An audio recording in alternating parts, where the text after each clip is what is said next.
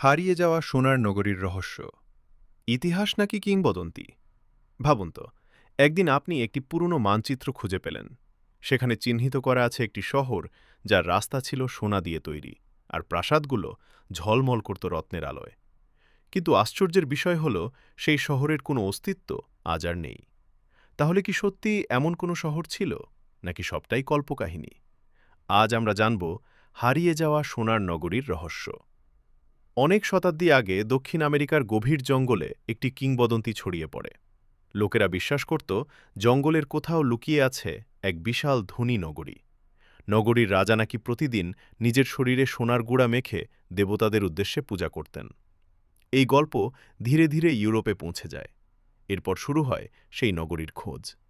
শত শত অভিযাত্রী বিপজ্জনক জঙ্গল, পাহাড় আর নদী পেরিয়ে সেই শহর খুঁজতে বের হয়, কিন্তু কেউ সফল হয়নি। অনেকে জঙ্গলের ভেতর হারিয়ে যায়, আবার কেউ রোগে আক্রান্ত হয়ে মারা যায়।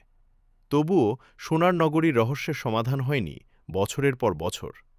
অনুসন্ধানের পর ইতিহাসবিদরা বুঝতে পারেন, হয়তো পুরো শহরটি কখনোই ছিল না। সম্ভবত একটি ছোট ধর্মীয় অনুষ্ঠানের গল্প সময়ের সাথে সাথে বিশাল কিংবদন্তিতে পরিণত হয়েছিল। কিন্তু আজও অনেক গবেষক বিশ্বাস করেন, দক্ষিণ আমেরিকার গভীর জঙ্গলে এখনও অজানা কোনো প্রাচীন নগরী লুকিয়ে থাকতে পারে। তাহলে আপনার কি মনে হয়, সোনার নগরী কি সত্যিই ছিল, নাকি এটি ইতিহাসের সবচেয়ে বড় রহস্যগুলোর একটি? এমন আরও রহস্যময় ইতিহাস জানতে অতীতের কথা চ্যানেলটি সাবস্ক্রাইব করুন। আবার দেখা হবে নতুন একটি গল্পে।